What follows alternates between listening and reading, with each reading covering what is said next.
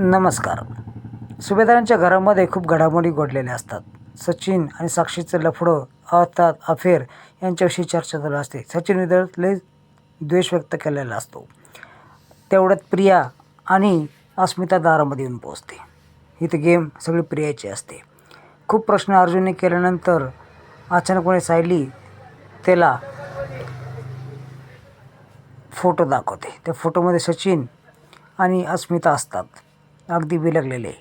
त्यावेळेस ही दम अफेअर असं बोलते आणि ते सचिन आणि साक्षीचं. हे ऐकल्यावर अस्मिताचा चेहराच पडून जातं. तिला चक्कर येऊ लागतात आणि ती अजून तिला त्रास व्हावा, ती मरावा या उद्देशाने ती अजून प्रिया त्या ठिकाणी बडबड करत असते. खरं तर जेव्हा अर्जुन बघतो त्यावेळेस पटकन त्याच्याकडे यायला लागतो, कारण त्याच्या चेहऱ्याचा रंगच उतरलेला असतो. सायली वगैरे सर्व जण अस्मिताकडे पळतात. अस्मिताला चक्कर आलेली असते. पाणी मारण्यात येतं पण तरी ती उठत नसते. तिला वेदना होऊ लागतात. त्यानंतर हॉस्पिटलमध्ये ॲडमिट करावं असा सर्वांचा निर्णय होतो आणि अश्विन ॲम्ब्युलन्स बोलवतो. कल्पना तर चिंतेने व्याकुळ केलेलं असतं. इकडे सचिन आणि साक्षी यांच्यामध्ये खूप भांडणं चालू असतात, कारण या साक्षीने त्याला मारून तिथं आणलेलं असतं. आता ही सर्व बोलत असते की तू अस्मिताचा नवरा आहेस. इकडं हॉस्पिटलमध्ये लेबर रूममध्ये तिला नेण्यात येतं. सर्वजण खूप काळजीमध्ये असतात. देवाची प्रार्थना करत असतात की सुखरूप डिलिव्हरी होण्यात यावी. खरं तर त्याचे दिवस देखील भरलेले असतात आणि त्याच वेळेस आनंदाने ॲडमिट होण्याऐवजी खूप दुःखाने ॲडमिट केलेलं असतं. त्यामुळे सर्वजण बेचैन असतात. सर्वजण वाट पाहत असतात. आता अर्जुन खूप चिडलेला असतो. सचिनचा शोध घेण्यासाठी तो पटकन पोलिसांना फोन लावतो आणि सचिन आणि साक्षीचं लोकेशन नंबर तुम्हाला देतो, ते तुम्ही शोधा म्हणजे सापडेल असं तो अर्जुन बोलतो.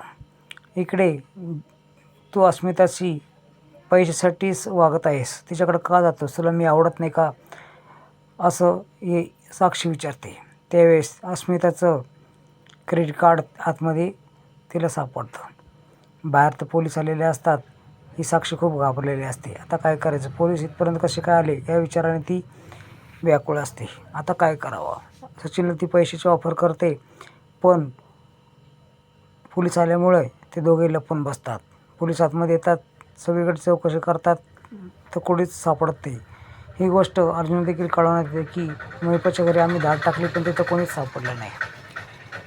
अर्जुन पुन्हा हॉस्पिटलमध्ये येतो. इकडे प्रिया आनंद व्यक्त करत असते. अस्मिता मेल्यानंतर मला 1-2 महिन्याचा आरामशीर वेळ मिळून जाईल या उद्देशाने ती आनंद व्यक्त करत असते. इकडं क्रिटिकल कंडिशन आहे बाळाची आणि बाळाच्या आईची असं सांगण्यात येतं आणि अर्जुन आल्यानंतर पुन्हा अर्जुन सगळ्यांची समजूत काढतो, सगळ्यांना धीर देतो. थोड्याच वेळेस डॉक्टर आतून बाहेर येतात आणि सांगतात मुलगा झाला आहे. सर्वांनाच खूप आनंद होतो. बाळाच्या आईची तब्येत देखील ठणठणीत आहे असं सांगण्यात येतं. सर्वजण आनंद व्यक्त करतात आणि विघ्न टाळलेलं असतं याचा आनंद देखील सर्वजण करतात.